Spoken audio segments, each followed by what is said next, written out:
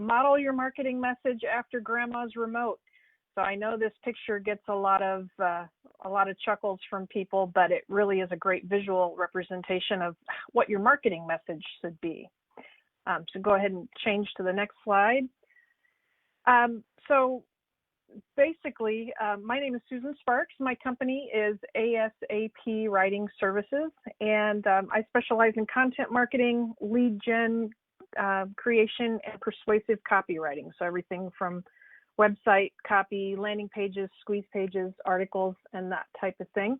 I've been doing that on my own now for about 10 years, and have also done a lot of ghostwriting of nonfiction books for entrepreneurs and business owners, but I really like to focus on helping people with their overall strategy, kind of creating that marketing funnel and the content that goes with that. So I want to talk about how, especially in this time right now, there's a lot of noise.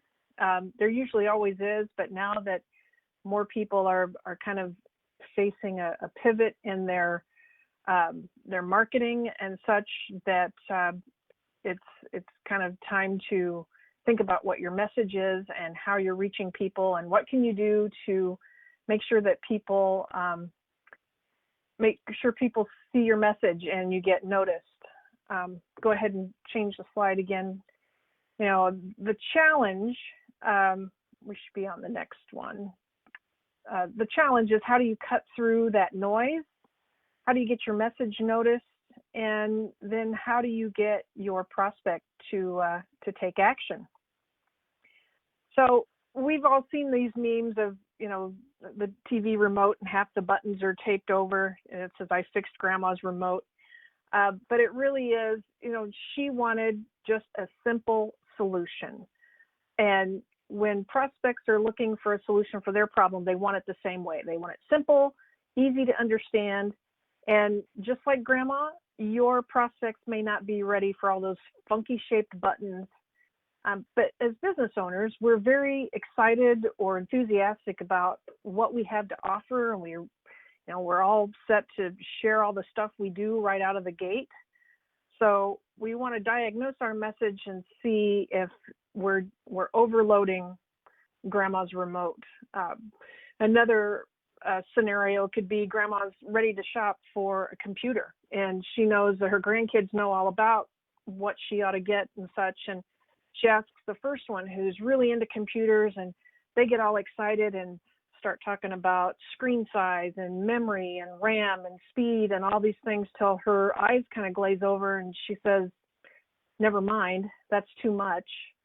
But grandchild number two kind of understood that she just really wants to be able to go online and maybe video chat or be on Facebook and that sort of thing, and came up with a much simpler solution of, here's what we can get for that you can do the things that you want to do with. And our marketing message needs to be the same way.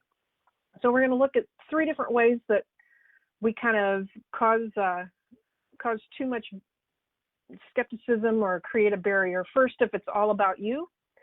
Next, if it's vague, rambling, or confusing. And third, is it everything that you do and how you do it, which I call hose instead of garden hose. So go ahead and change the next one, please.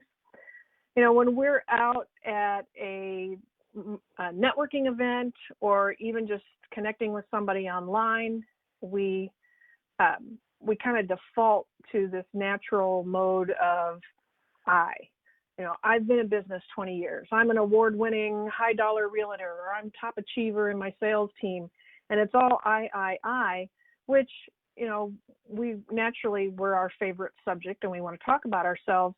But, when you're on the other end of that, you kind of feel like the guy in the next slide, you've been cornered by the cheesy guy that's, got you stranded at a cocktail party or a networking event just talking about themselves instead of talking about what's in it for your client or what the outcome is for them. We'll go ahead and switch slides. Yeah, this guy. You don't want to be this guy. You don't want to be going on and on about how cool you are and how great, kind of thing, because that's not solving your prospect's problem. The next way we can be, the next slide, please, is if you're vague or rambling or confusing. So I'm sure you've heard people say things like, I help my clients achieve a better life, or, there's products to enhance your health, or the person with so many different businesses. It's like, I sell car wash products and do bookkeeping, and oh yeah, I have essential oils.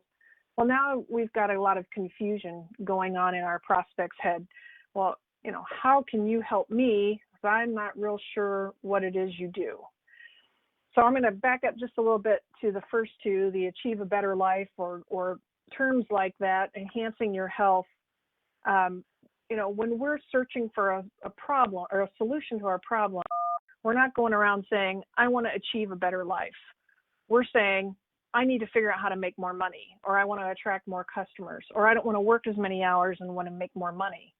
Or if I want to improve my health, it's, I want to feel better at 2:00 in the afternoon, or I want to sleep through the night, or I eat pizza but still fit in my clothes. And so we kind of, like the first grandchild, we want to say what we think is best instead of using the words that our prospects are using. And so that's a psychological aspect that's called mirroring, but that's when you use their language. And so if you can convert your message to really resonate with who your prospect is, so that they're telling you the words to use. Again, things like, I want to, get more clients, or I want to work fewer hours and make more money. I want to sleep at night. Those, you don't have to be this, creative, fancy wordsmith. You've got to use the words they're using, because that's going to create the best connection. Let's change slides. Because really, when we're doing this, when we're vague and rambling and such, number one, we're overwhelming them with too much information. We're making it overly complicated most of the time. And you're excited about what you have instead of what they want. And so that, again, kind of like grandchild number one, oh, you need this size screen and this speed and this so and so and so. Those were all features. They weren't benefits. Grandma's benefit was, I can get online easily. I can figure out which keys to use. Those are the things that she was looking for, not what the grandchild was excited about making sure she had. Again, don't be vague. When you're vague and you start making the prospect think too much, they've moved on. They're like, forget that. I don't even understand what's going on. And again, that message doesn't really reel them in. It's not that connection. And then the other big thing that a lot of people run into is what I call the sudden sale. It's, hey, here I have this product. It's great. Buy now. Well, gee, I just found you. So we kind of think that it's marketing is this one and done message, and that's not the case. Creative marketing, effective marketing is one in which you create enough interest that they want to stick around. They want to learn more. They want to go on this journey with you and find out and take that next step. And that's why it's very important. Again, if you're using the words they're using, you've hooked them. They want to know more, but don't use the fire hose. And we'll talk about that in just a minute. Go ahead to the next slide, please. The reason this is important is in our own psychological makeup. It is deep within our DNA. And I like this little caveman guy because I like to call it the caveman filter. Anything he saw, could I eat it? Can I sleep under it? Or, is somebody going to beat me up and take it away? Everything they encountered in their life ran through that what's in it for me filter, that caveman filter. And that's what still sticks with us today. No matter what it is, all the offers that we see, all the emails we get every day, we filter every single one of those in what's in it for me. So remember that that's the way your prospect is thinking. Again, don't lead with features. It doesn't matter what size screen or how many buttons or how fast. It's the benefits instead. It's easy to use. You'll be able to, look online at what you want. think about it in terms of outcome or benefits. Let's go ahead and switch that slide again. And this is important because our need to feel informed is very high. You know, people don't want to appear naive. We don't want to feel like we're being, have the wool pulled over our eyes. So let's not, let's not create this barrier where we don't need it to be. We can switch to that next slide too. So again, in our excitement to offer all these great things, we kind of overload our prospect, or we turn on the fire hose. And I'm sure you've probably seen some offers where people, they're like, get my checklist and get my tip sheet, and here's, my free ebook that's, more pages than you'll ever read, and oh, here's 17 hours of recordings and all my articles and such. And again, kind of like grandma, their eyes glaze over, they say, that's too much, and off they go. So what you want to do instead is the garden hose. So we need to skip ahead again, please. So the garden hose approach, will be two slides ahead here. I'm sorry.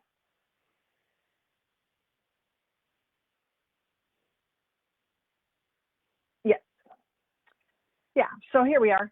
So think of your message again, kind of like grandma's remote. All those extra buttons were out of the picture.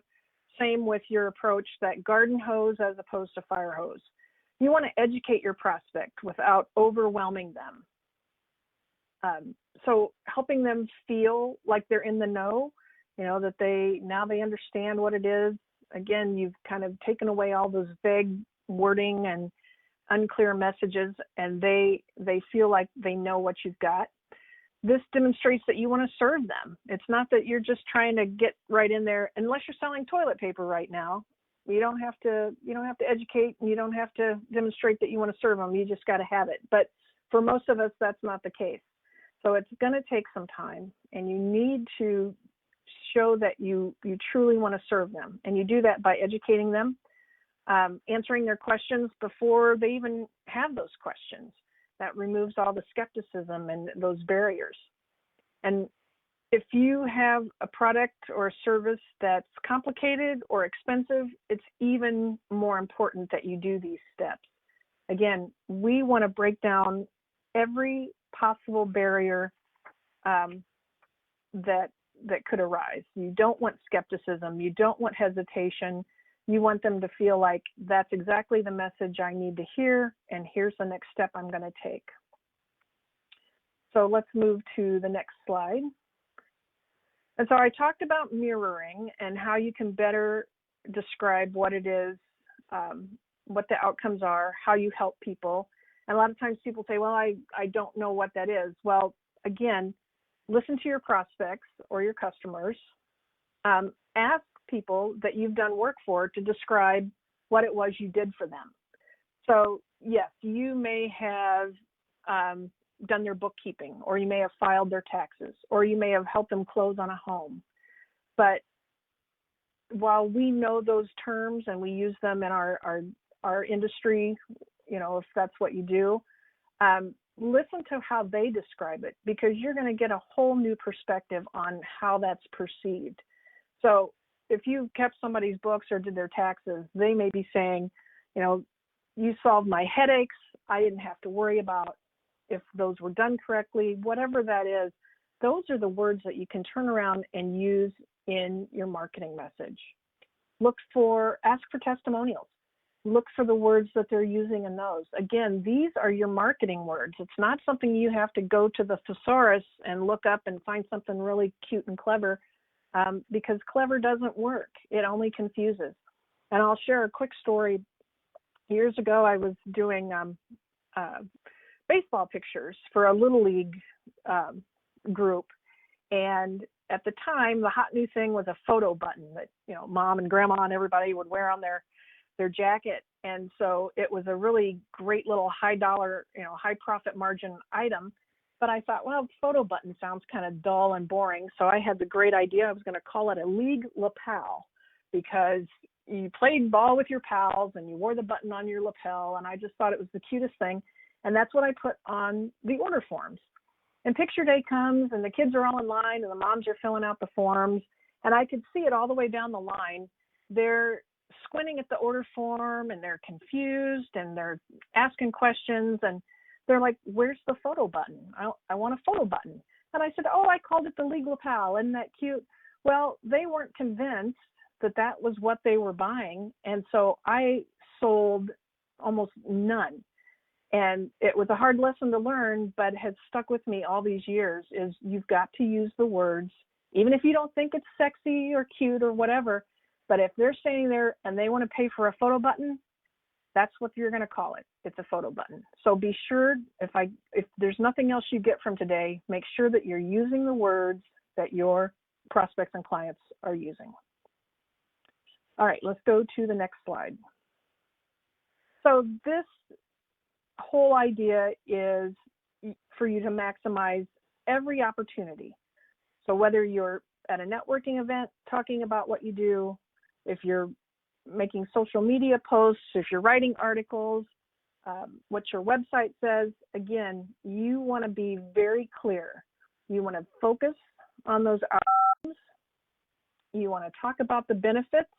It's not the thing you do, it is the thing they get out of it, whether that's better sleep, less headaches at tax time, whatever that might be, that's what you want to talk about. Let's go to the next one.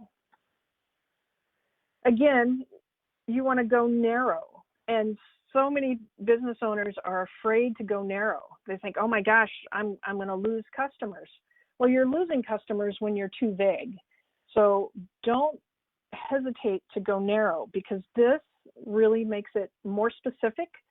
Your prospect can easily identify with what that is. So don't make them do the thinking.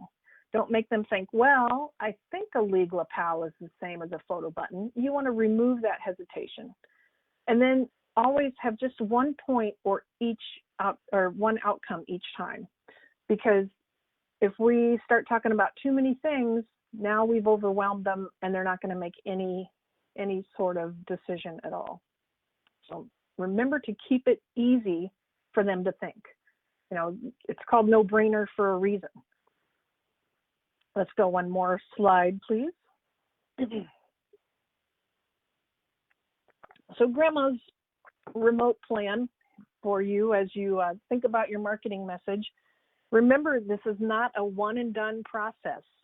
You are not just going to jump right in there, have somebody read your message. Oh, yeah, I missed the slide, didn't I? Yes, the cohesive message. So cohesive messaging, that's going to get you high conversion, and you want to communicate that clearly and confidently. And as I told in my little photo button story, there's no need to be creative. Okay, now we're ready for the go narrow slide. So again, when you're narrow with your message, it reduces the hesitation and skepticism by your process, and they see easily that that's for them. We're removing those barriers so that they don't have to think about it over and over. All right, now let's kind of review what Grandma's remote plan is on the next slide. So as you look through your marketing message, we've already removed the I, right? We're not talking about how great we are. We're not going on and on about all our awards and our accolades and such as our main part of our message. Instead, we are working on making that connection with our prospect. So your message is not one and done.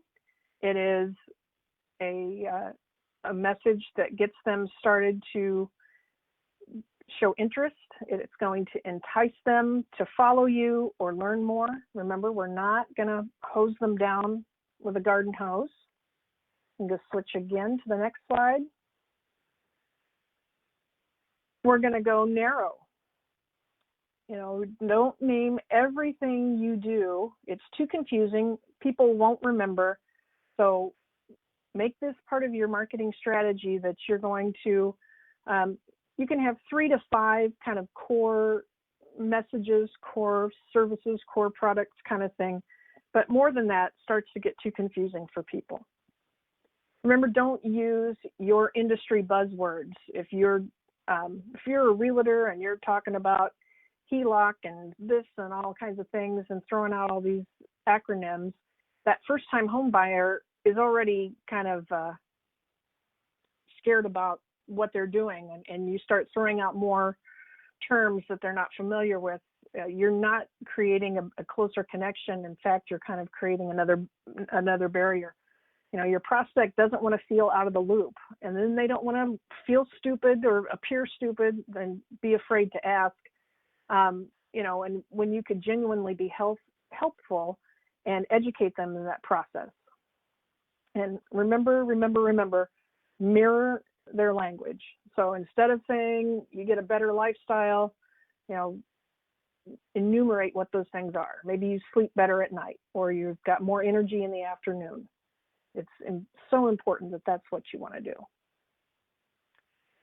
So I have what's called a marketing makeover. And we can go ahead and go to the next slide there, please. So if anybody wants individual work on how to improve their marketing message, I do have that available. We will go through and do an audit of what your message is, make sure that there is not, the I message, and that you really clarify those talking points. And I have that available. People can contact me here through Facebook Messenger or on my website, which is ASAP Writing Services. So I'm open for questions.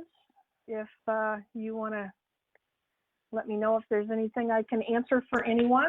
Yes, we have. And you can put up my last slide there too. Yes, our first question is from Cindy Garlock of Organizing Remedies, and her question is, what's a squeeze page? Hi, Cindy.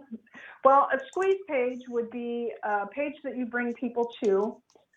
If you have made a social media post or an ad, and it really only gives them one option. They've clicked through, they want to know more, and this usually goes to your lead generation. So like in Cindy's case, it could be a free virtual consultation or a checklist or that sort of thing. So really, they only have one decision when they get to that page, and that's to give you their email in exchange for what that free offer might be.